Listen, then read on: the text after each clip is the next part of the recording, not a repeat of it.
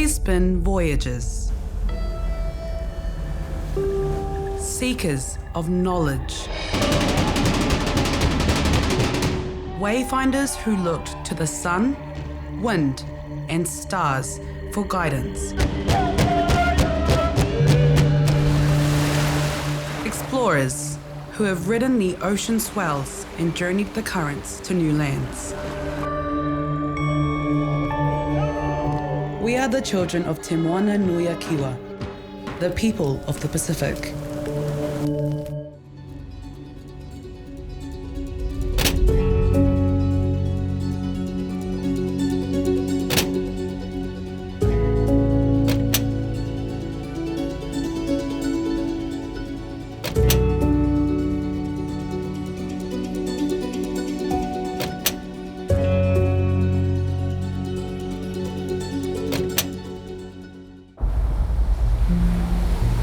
The desire to seek new land, to voyage on the sea and discover, runs deep within the Pacific people.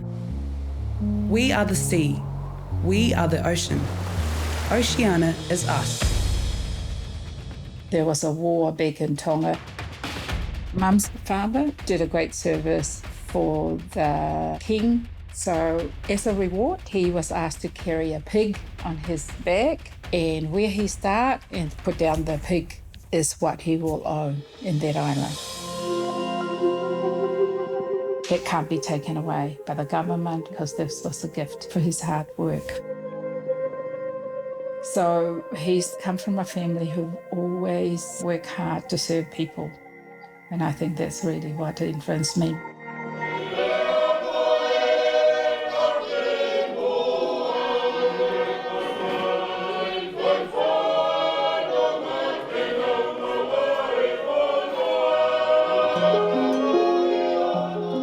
In 1974, I came over at age 15, went to Waitangi Girls.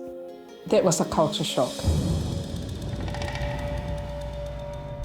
Oamaru back then was a white place. There was no other Tongan here. Even Māori people, there weren't that many here.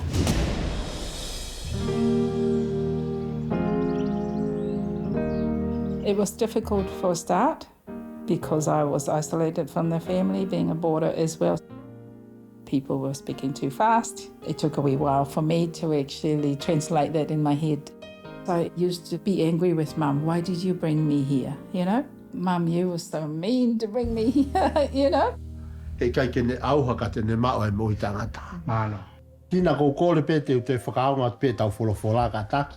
Pea koe maa foki te atu ko kakano ia. It's only now as I am way older that I reflect and look at my mother now and think, wow, what a courageous woman. Ma'uia, mai whawhetai. To even leave Tonga and come here, that I would have a better life. Through my mother's desire to help her family back in Tonga, she went to Gillies, it's a steel factories, and asked if she could arrange for her brothers to come and work here.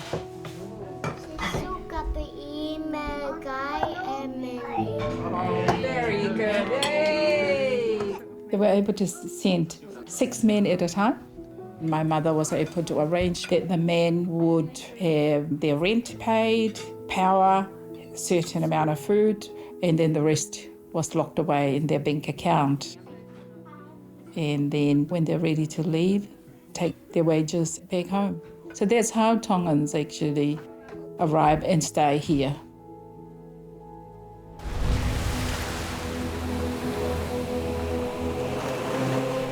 Our migration to Aotearoa is not new. We have journeyed from every corner of the Pacific for many generations. But while many of our brothers and sisters have made their homes in the north, we have sought a different kind of life.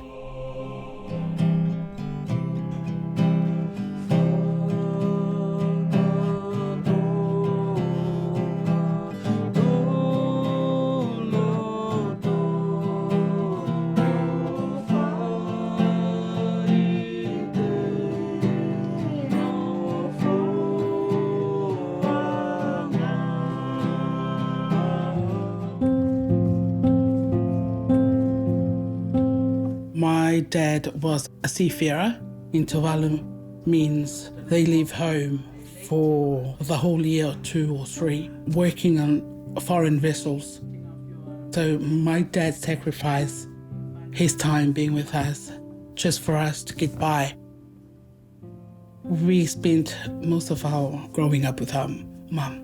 She was the one who instilled in us the importance of education. Tōtala sanga, te tua dam tōta mana te lai te langi, whakawhtai mātou, viki tāwai ane mātou tuinga, tapu te whiwhiti a wāk mawhai ni mātou whānau. We were living in Auckland. I think we just had enough of the busyness that we hardly had any time for the children. We might go down to have a look at the Christmas lights. The Christmas lights. Within our community, there was a trend that I didn't like. The kids were dropping out of schools. Education was not, should I say, a priority in those days. My cousin moved down here with her family for work. We came down with 3 boys, aged 7, 5, and 4. I'm cold. When we came down, we were sort of like the next lot of Tuvaluan families who moved down here.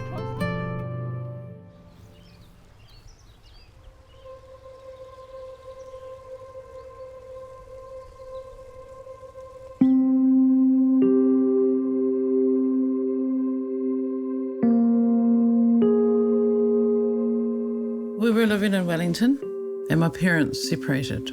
My father was very violent towards my mum. I would have been about 5. My older brother would have been about 8, and then the 2 younger ones. So we had come down on the train. It was well after midnight when we arrived in Oamaru, and I remember waking up the next morning, open the front door, and there were sheep like across the paddock.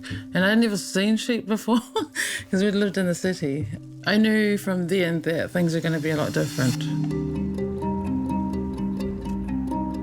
We were one of the very few Samoan Pacific families that were living in the Oamaru Waitaki area back then. We were always the only Pacific kids in the whole school. So it was quite challenging. It was the first time that I had experienced being called racist names. I remember being called nigger. I remember being called coconut. And I'm thinking, what are these words that these kids are calling me? It was quite difficult, you know, like once you'd found out what the names meant. I think it was still an important part of my own journey. And had I not experienced those things, I probably wouldn't have the resilience that I have now.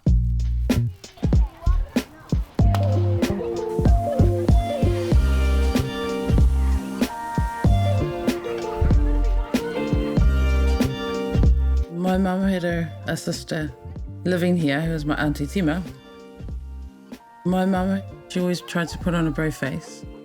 But I always remember she was really strong, and my auntie was always alongside with my mum, helping to parent us. Mom, you look! Okay, yeah, hurry up. And you want some tomato sauce? Overnight on the sauce? And I think after she separated from my dad, she needed to find who she was as a person, as a woman, as a Pacific female. And I guess just finding her own way. Back in 1986, my mum and my Auntie Tima and 3 other women had formed the Oamaru Pasifika Women's Branch to develop strong women, strong families, strong communities. My mum had to go away for conferences to represent the Oamaru branch. When the woman couldn't attend these conferences, so they would send the oldest daughter. Then we have to represent, you know, like our mothers. And so I was exposed to capacity building workshops and leadership programs and things from a young age.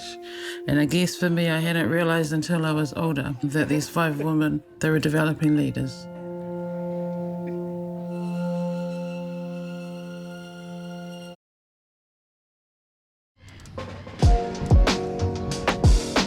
Though we are the children of many different cultures, It is our sameness that brings us together. I guess when we were growing up, because there are not so many Pacific families, we naturally learned to work together, even if we came from different island groups.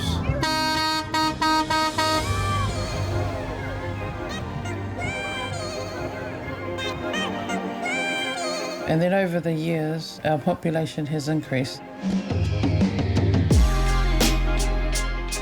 So our Pacific community, we estimate that it would be around 15 to even 20% of our Oamaru population. We get a lot of great support from the community. It's taken time to progress and to cultivate, and it's a two-way thing. Yeah. It'll be cool. So we've got our 2 new staff that are coming from Auckland. Oh, nice. From North Coast Intermediate, which has reasonably big Pacific community. Yeah. But she also has Tongan heritage that she's That's awesome. looking to connect back to. Yeah. And we've got a classroom teacher coming who's very keen to get involved with our whole Pacifica. So she's Kupai and Māori. I've been principal now for 13 years. Currently we've got 45 Pacifica students. If I go back 13 years, we might have had 10 in the school.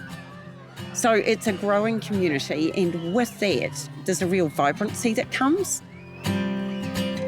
What I love about them is they have a sense of community already. Whānau build that community outside of the school, and then when they come together here, there's that connection across, which is really strong and great.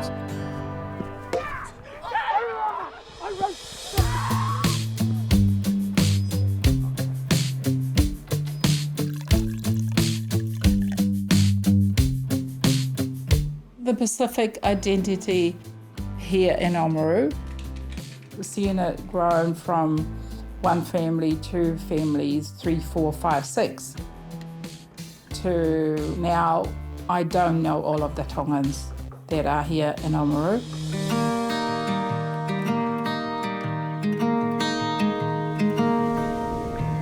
If you listen to the weather forecast, it's not something that will attract Pacific people to come. People come because of family, jobs.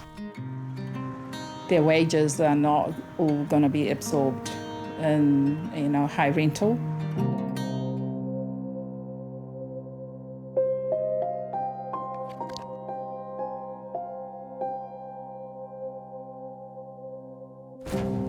I have lived here longer, than I've lived in Tonga.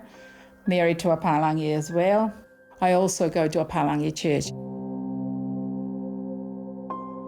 When I brought up my children, I wanted them to speak English fluently because I thought at that time was the opportunity for them to do well, to ground themselves in the English language. But I now think differently as the grandparent is, way older as well.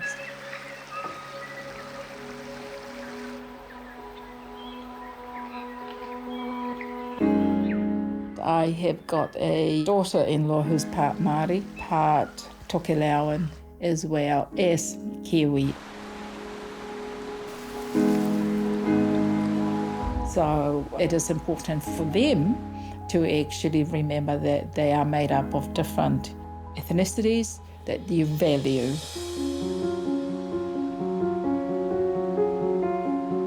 I think really we need to be informed in different ways in this environment.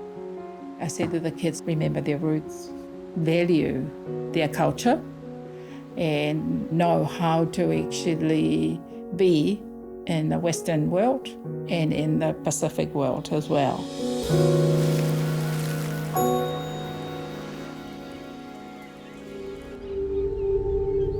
Though we have made new homes and new lives on these shores, we hold on to the stories from our homelands.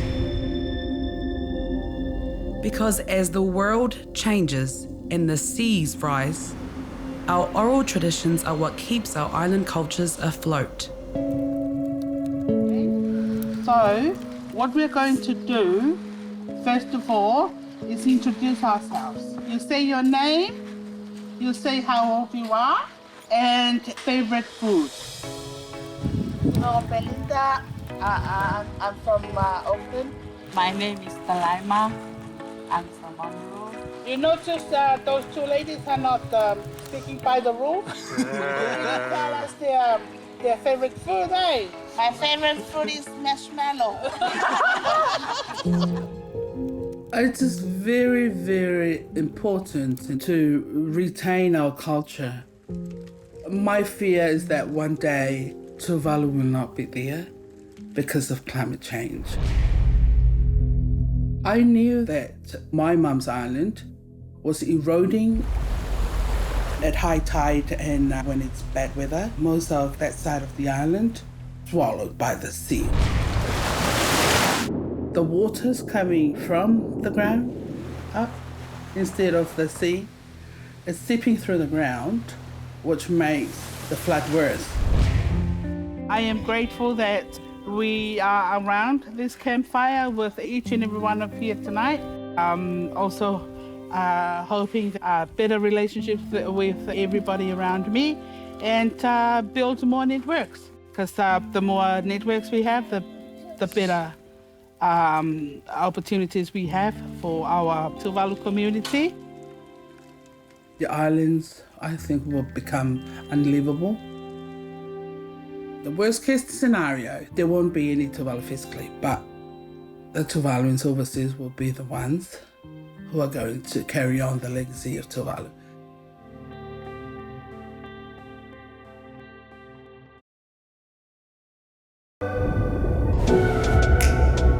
Just as the force of a wave is made from many single drops of water, the strength of our people comes from the many branches of our community. I am very pro-education.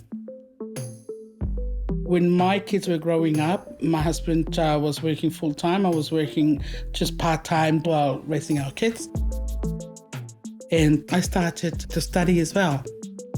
I did my degree for about 8 years, on and off, you know. And then last year I graduated finally.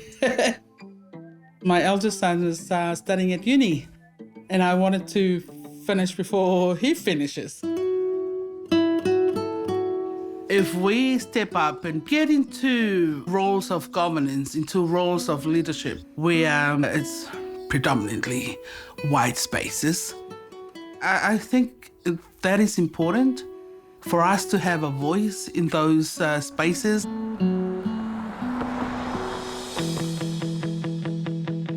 It was probably 18 months prior to the actual elections that I had decided, alongside our Omri Pacific Island network, that we needed representation around this table. I think it was just around decision making for a whole district, ensuring that we have a voice and that our values, especially our Pacific values, are included in that decision-making process. First time I met Hana was when she was standing for councils. So she's our first Pacific Island councillor, and she brings with her that incredible representation across the community. She is very effective at what she does in terms of energising the community and helping bind them together.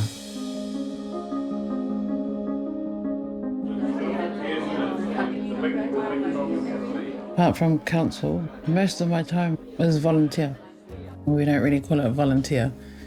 It's just what we do. That's just how we roll.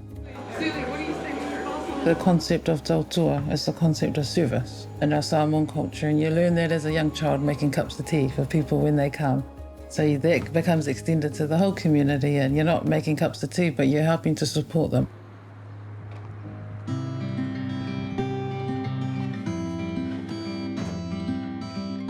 Okay, so this is the micro-credential course that you completed.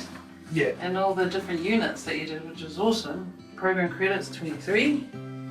I'm big on supporting people to build their own capabilities and work towards their goals. And then I think there'll be some good learning there. It's got good going on my CV as well. I think that'll be really good. Oh, I see heaps of opportunities, like that our Pacific youth can utilise. What we'd like to do is kind of provide them a pathway that they can actually flourish and cultivate and still remain in the Oamaru district.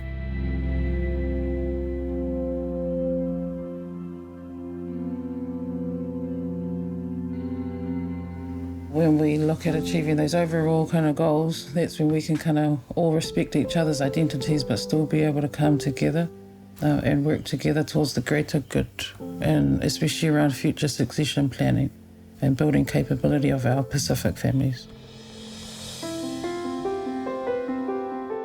Instead of labelling Pacific people as hard to reach, my husband says, it's not hard to reach, it's actually services that's hard to reach.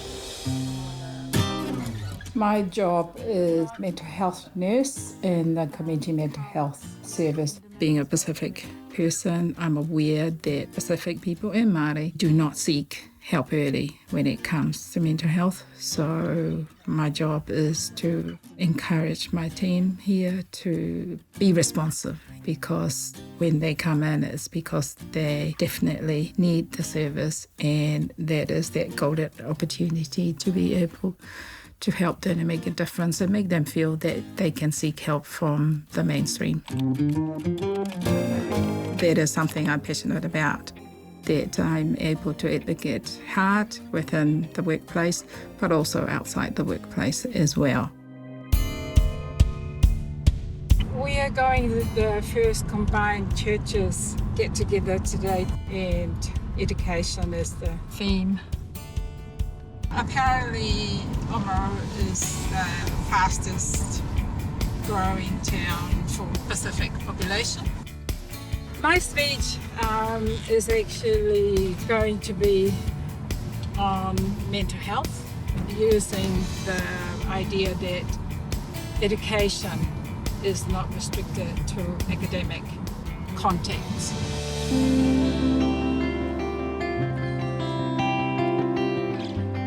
Mo mea pe foki kai ngā Tonga. O kui kai ke aha tau rea e tau tolu, e tō lelei, pe tō ofa, I he e tau wakai ki he mental health. Pacific well-being is not about individuals. It is about collective wellness.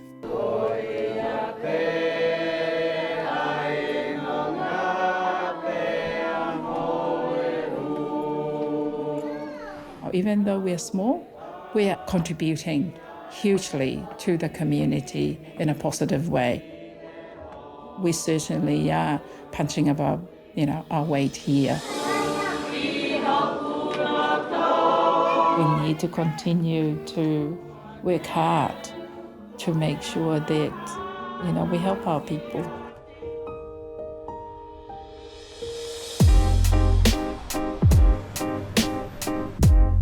Although we have made our homes here, on these shores, the key to our future lies not in forgetting the ways of our island ancestors, but in ensuring it lives on in the lives of our children.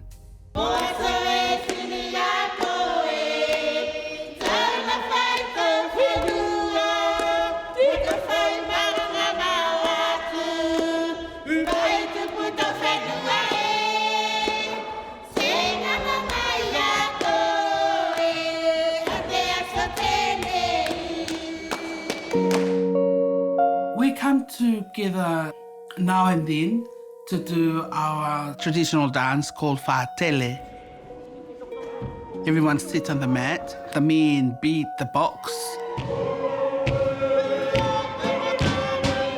The women sit around and the children, and whoever has the talent of dancing will get up and dance. We sing about everyday life, Bible stories, sort of empowerment for the people. I think the crux is everyone coming together and sing together and dance together.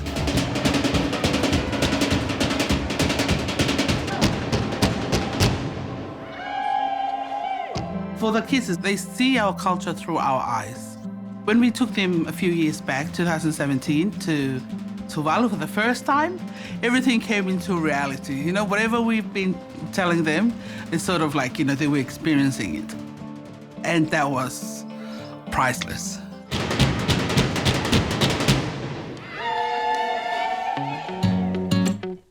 We come from many different islands, many strands of migration. We embraced our sameness and celebrated our differences, building from our respect something new. Pacific people of Oamaru, and we stand on the shoulders of giants who went before us.